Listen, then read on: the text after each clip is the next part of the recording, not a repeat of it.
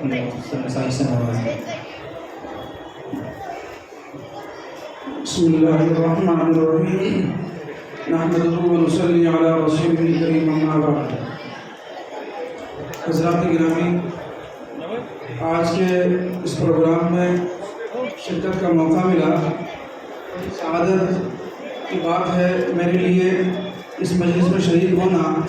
اور میں بہت زیادہ مشکور ہوں اپنے برادر اور اپنے محترم دوست میرے بڑے جناب مولانا شاہد صاحب کا کہ انہوں نے مجھ ناچیز کو اس بابرکت مجلس میں شرکت کا موقع دیا۔ حقیقت حال تو یہ ہے، ایک شعر پیش کر کے اپنی بات ختم کرتا ہوں۔ یہ مدرسہ ہے تیرا میکدہ نہیں ساقی، یہ مدرسہ ہے تیرا میکدہ نہیں ساقی، یہاں کی خاک سے انسان بنائے جاتے ہیں۔ حضرات گرامی، آپ نے ان بچوں کے پروگرام سے دیکھ لیا ہوگا کہ اس مدرسے اور اس مکتب کے اندر بچوں کی تربیت کا طریقہ کار کیا ہے۔ میں یہ سمجھتا ہوں اپنی ناقص معلومات میں کہ شاید شہر جے پور میں کوئی مکتب اس قسم کا ہو سکتا ہے میری معلومات میں نہ ہو، لیکن میں دل کی گہرائیوں سے یہ بات عرض کر رہا ہوں کہ جو تربیت کا نظام اور بچوں کے جو ہے پڑھنے پڑھانے کا جو انتظام جو حضرت مولانا شاہد صاحب نے کیا ہے آپ کمیٹی کے تعاون سے،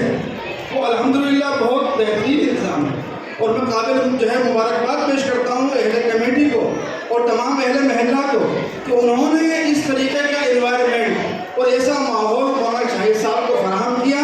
کہ جس میں انہوں نے جو ہے کھل کر کے جو ہے کام کیا، اور کھل کر کے کام کرنے کا نتیجہ یہ ہوا کہ اتنی بڑی تعداد حفاظ کرام کی، اتنی بڑی تعداد ناظرہ پڑھنے والوں کی، اتنی بڑی تعداد چھوٹی چھوٹی بچیوں کی، وہ خدا اللہ گواہ ہے مسجد میں کھڑا ہو کے عرض کر رہا ہوں کہ جب میں نے اس بچی کو دیکھا،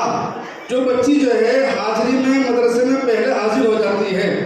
اتنی چھوٹی سی بچی تھی کہ اسے دیکھ کر کے میرا دل بھر آیا۔ حقیقت حال یہ، اور یہ بہت بڑی تربیت ہے۔ میں یہ مانتا ہوں کہ اس بچی کی تربیت میں اس کے گھر کا بھی جو ہے رول ہے،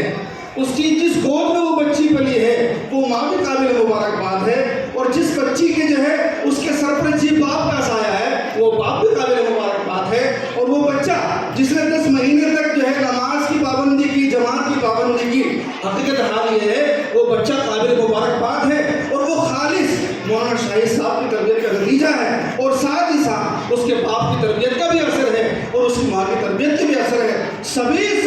کے سب قابل مبارکباد ہیں۔ حقیقت حال یہ ہے یہاں کا آپ کا انوائرمنٹ دیکھ کر کے، آپ کا ماحول دیکھ کر کے خوشی محسوس ہوئی۔ اللہ رب العزت کمیٹی کو، تمام اہل محلہ کو اور ہر معاون مددگار کو اللہ پاک دنیا اور آخرت میں نوازے۔ ایک حدیث پیش کر کے اپنی بات ختم کرتا ہوں۔ اللہ کے نبی رسول نے ارشاد فرمایا کہ اے لوگو، یا تو تم جو ہے علم